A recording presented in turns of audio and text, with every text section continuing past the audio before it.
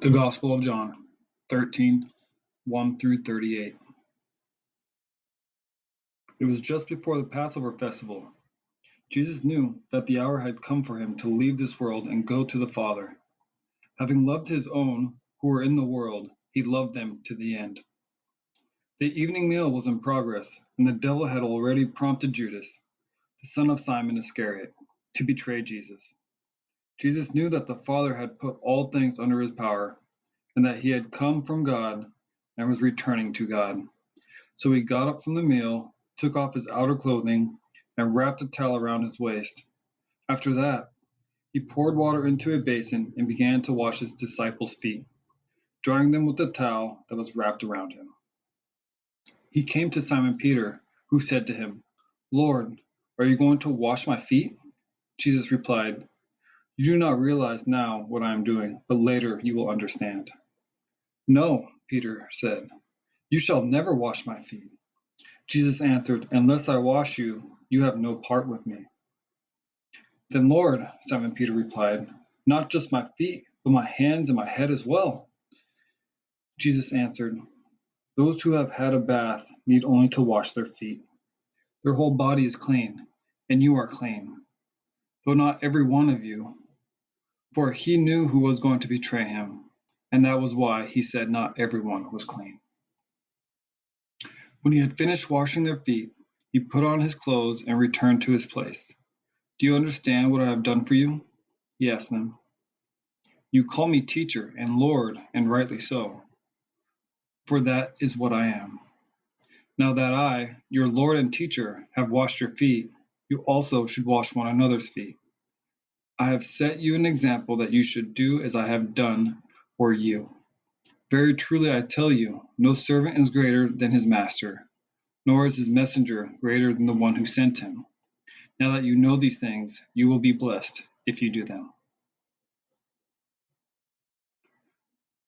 I am not referring to all of you. I know those who I have chosen, but this is to fulfill this passage of Scripture. He who shared my bread has turned against me. I am telling you now before it happens, so that when it does happen, you will believe that I am who I am. Very truly I tell you, whoever accepts anyone I send accepts me, and whoever accepts me accepts the one who sent me. After he had said this, Jesus was troubled in spirit and testified, "Very truly I tell you, one of you is going to betray me." His disciples stared at one another, at a loss to know which of them he meant. One of them, the disciple whom Jesus loved, was reclining next to him. Simon Peter mentioned to this disciple and said, "Ask him which one he means." Leaning back against Jesus, he asked him, "Lord, who is it?" Jesus answered, "It is the one to whom I will give this piece of bread when I have dipped it in the dish." Then dipping the piece of bread, he gave it to Judas, the son of Simon Iscariot. As soon as Judas took the bread, Satan entered into him.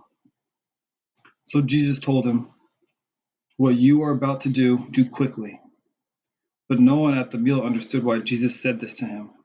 Since Judas had charge of the money, some thought Jesus was telling him to buy what was needed at the festival, or to give something to the poor. As soon as Judas had taken the bread, he went out, and it was night. When he was gone, Jesus said, "Now the Son of Man is glorified, and God is glorified in him. If God is glorified in him, God will glorify the Son in himself, and will glorify him at once. My children, I will be with you only a little longer. You will look for me, and just as I told the Jews, so I will tell you now. Where I am going, you cannot come.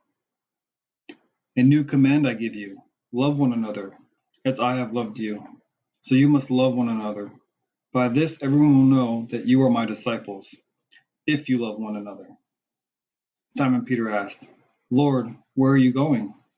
Jesus replied, "Where I am going, you cannot follow now, but you will follow later." Peter asked, "Lord, why can't we follow you now? I will lay down my life for you." Then Jesus answered, "Will you really lay down your life for me?" Very truly, I tell you, before the rooster crows, you will disown me 3 times.